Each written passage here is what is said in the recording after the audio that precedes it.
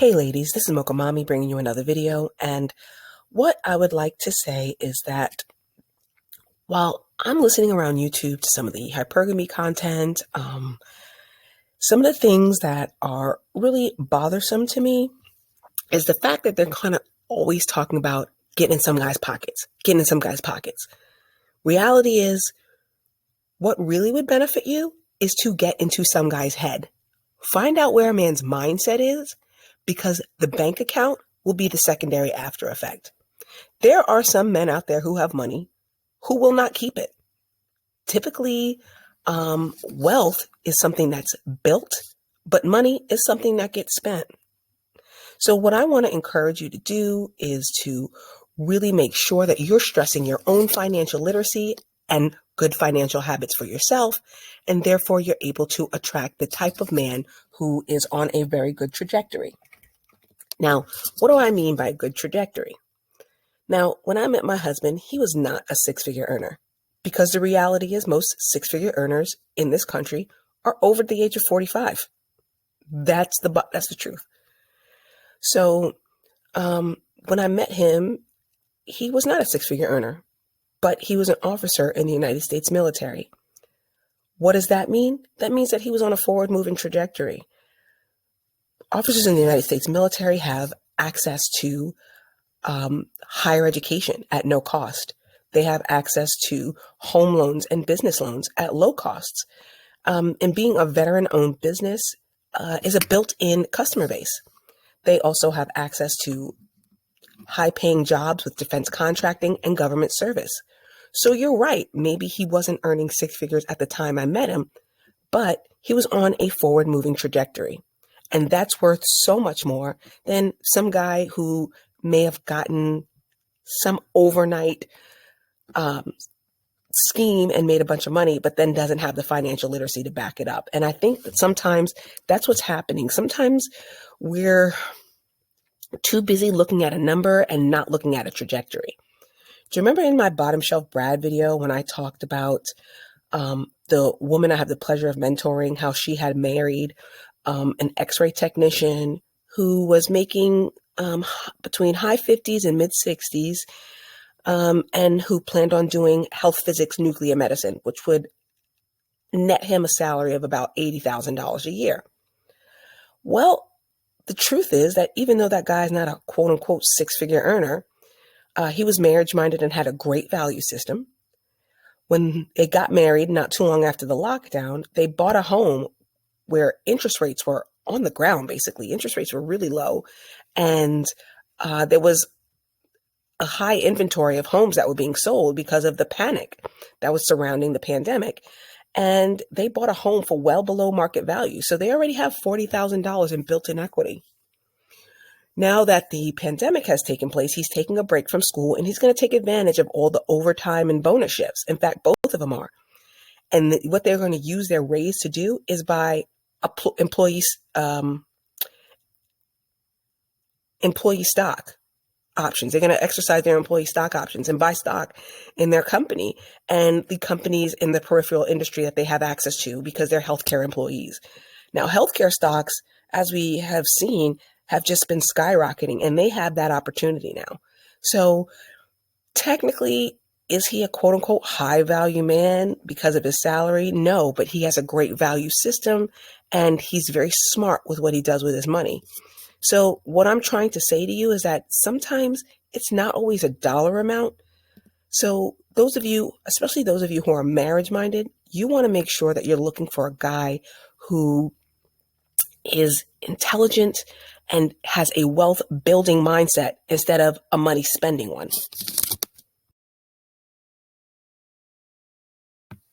Now, there's a lot of manipulation on YouTube, perpetuated by maybe ex-con content creators, suited ex-con content creators, that makes you think that a woman's appearance is the only thing that she has of value to a man. But reality is mindset is very important to a lot of men. And there are a lot of men out here who maybe their dollar amount isn't necessarily on par with their level of ambition and drive access and innovation at this point in time, but it doesn't mean that's going to be the case for their future. I'm going to give you an example. Earlier this week, I was at the gardening center, and I was the only woman there, other than the two women behind the counter. So my husband drops me off at the front of the gardening center, and then he goes around to the loading area because he knows that I'm going to be buying some heavy items. So I pull out the flatbed cart, and immediately a guy asks me if I want some help. I say, no, thank you, I'm fine. So I start walking through the store with the flatbed cart, and some guy's kind of following me at a distance, and he starts to engage me in conversation. My husband kind of walks in. He's like, what's going on here? Well, the guy then reveals that he is a property manager and in real estate.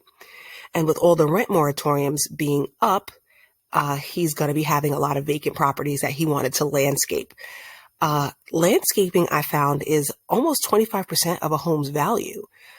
So, of course, having that good curb appeal and really great flowers and a really nice looking landscape could help improve his bottom line. Notice he wanted to know where my mindset was, not necessarily my dress size. So that's what I'm trying to encourage you guys to do. One thing I suggest you do is to read the Power Couples Playbook. Whether you're in a relationship or not, you really want to know the guys who have the right mindset. Still, look your best and be your best. But also develop your mind, because there are a lot of guys who will appreciate a woman who is supportive of their career, ambition, and goals. I'm going to give you an example of Gabby Sidibe and Brandon Frankel. Now, as a 37-year-old actress, we all kind of know that prospects are limited, no matter what race or size you are.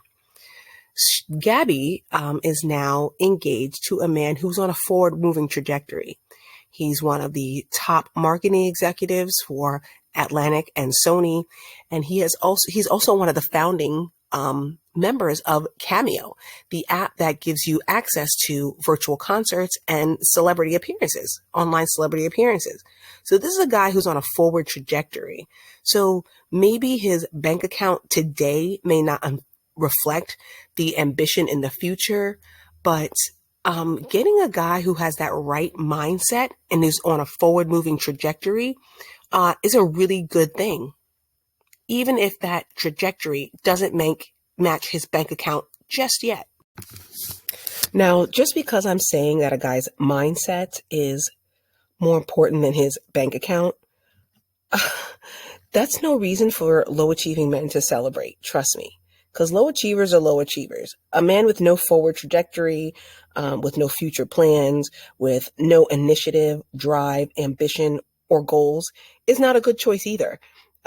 They try their best to make it sound like that they maybe have virtue, but I did my video on values and value systems. They might be offering you, and yeah, true, there might be a virtue in poverty for some people, but they're offering you the poverty and none of the virtue. So trust me, I'm not caping for these dudes either. Now, there's a lot of guys out here who like to manipulate a lot of religious texts, talking about how you just need to be, quote unquote, submissive and supportive. But the reality is, God sent Eve to Adam as a helpmeet because Adam had dominion over the earth, which means that he had a pretty big and important job. So if a guy's not on his purpose, he doesn't deserve any kind of support or a helpmeet. Okay. He needs to get himself together. That's your responsibility to him. Is to just leave him alone while he gets himself together. He has to get himself together. And that has nothing to do with you. So you need to leave him on his own to do that. That's really the best thing that you can do. And really, a lot of times guys are not looking for a helpmeet. What they're really looking for is somebody to co-sign on their mediocrity. And that's not your job as a woman. It's to co-sign on somebody's mediocrity. That's not your job. Your job is not to be with some guy who's complacent and content in his own lack of achievement. That's not your job. So he needs to figure that out for himself, and you need to leave him alone while you're on your level up and your self-improvement journey.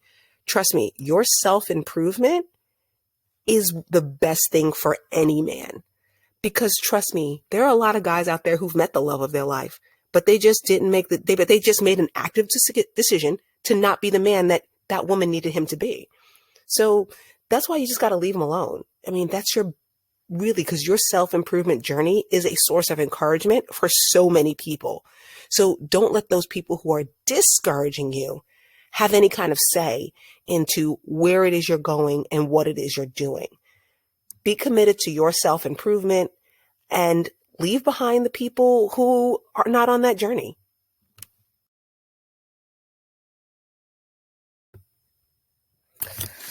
Listen, ladies, there are a lot of underachieving men out there. Do not feel guilty because you have a standard. Do not be made to feel as if you're doing something wrong because you want someone who will challenge you, who will grow with you, who will provide for you, and who is independent and thinks for themselves. Someone who decides to not meddle and marinate in their own mediocrity, but somebody who just is not complacent and content with being a loser. And if there's nothing wrong with that. Listen, all throughout human history, the one thing that has moved us as a species forward is the woman's ability to choose the best man for the job and to procreate only with those who have taken some level of dominance and have taken some level of control over their lives and around in their surrounding environment. So there's no shame in choosing a guy who's a high achiever.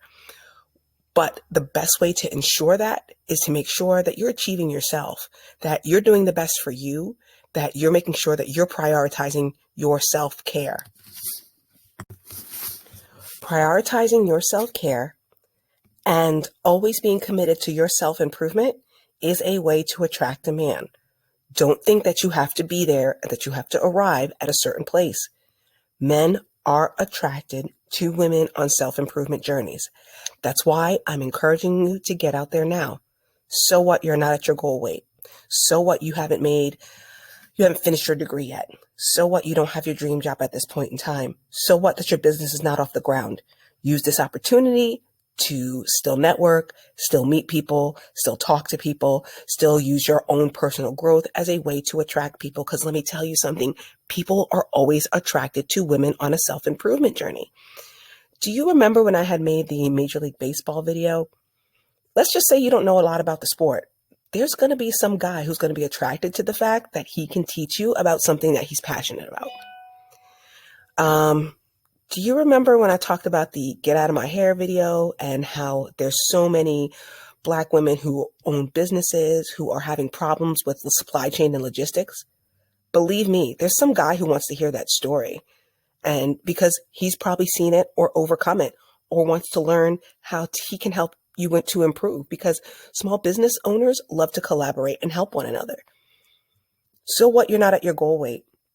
There are a lot of guys out there who are not at their goal weight either, and they're on a fitness and self-improvement journey. Listen, the quarantine has made a lot of people overweight, overeat, not be as physically active as they once were. So there's going to be a lot of people who are on that journey with you. Now, we talk about when we level up that we're going to have to leave certain people behind, but no one really talks about the types of alliances you need to be building while you're on this journey. And that's going to mean stepping out of the box. That's going to mean joining those group fitness classes. That's going to mean participating in your local chamber of commerce. That's going to mean creating study groups with your other classmates and counterparts and reaching out for extra help, okay, academically. That's going to require you stepping out of the box and making new friends, not just leaving behind the old ones. Just because you have not arrived at your final destination does not mean that you should not be out there in the dating market, in the job market, or anywhere else you want to be. Listen, a self-improvement journey is an attractive quality. No matter where you are on that journey, there are going to be people who are going to discourage you from your self-improvement journey. That's all the more reason for you to set boundaries around those people, or maybe cut them out of your life altogether. So what that you still have some weight to lose, or so what you have some personal finance goals that you haven't met yet. Still use what you're learning as ways to meet people who are also on a forward trajectory. Think about it. As you're meeting and vetting men from your online dating services, talk to them about some of the personal finance books and investing that you're learning about. Listen, the dating site's free. You know what I mean? And it's just going to give you practice on how you can finesse those questions so that when you get around the caliber of man you really want to be about, you know already how to nuance and finesse those questions and to really vet through that. If you're on a fitness journey, it's okay to really talk about where it is your goal is. Think about it. Over 60% of Americans are overweight, so you're not alone. Use this as an opportunity. There are going to be a lot of people who are going to say that the fact that you're not perfect is going to be a reason why you're going to be eliminated. I'm going to give you my home for an example. My home is a fixer-upper. It's only about 1,600 square feet, and it's in a section of town that has a lot of road construction right now. But to my north, I've got an Amazon distribution center and Elon Musk, the Boring Company. To my east, we're having a Tesla being built and a Samsung microchip and semiconductor factory. And to my south, we'll be having a Louis Vuitton Tecovas boots and the Gap Company clothing distribution center. So the potential that this location has supersedes the fact that I need a new hot water heater and new siding. Okay, the siding and everything can come at a later time because my location is the potential. So you are the potential, and you should have every right to get out there, to learn, to grow, and to put that growth on display through that level up journey, because guess what? You're going to attract other people who are doing the same thing. Every single time my neighbors see us landscaping, see us painting, you know what it makes them do? It makes them talk about the home improvement products they've done. I mean, I've gotten a lot of references for people who can fix our roofs and fix our fence because that's what our neighbors were doing. Because we're on a home improvement journey, our neighbors are on home improvement journeys, and then therefore we collaborate and help each other to make this neighborhood something really great. So that's what I'm going to encourage you to do, to make yourself really great by collaborating with others who are on those same self-improvement journeys you're on. Don't be ashamed. Don't be afraid. And just go out there and do it. This is Mocha Mommy, and I'll see you in the next video.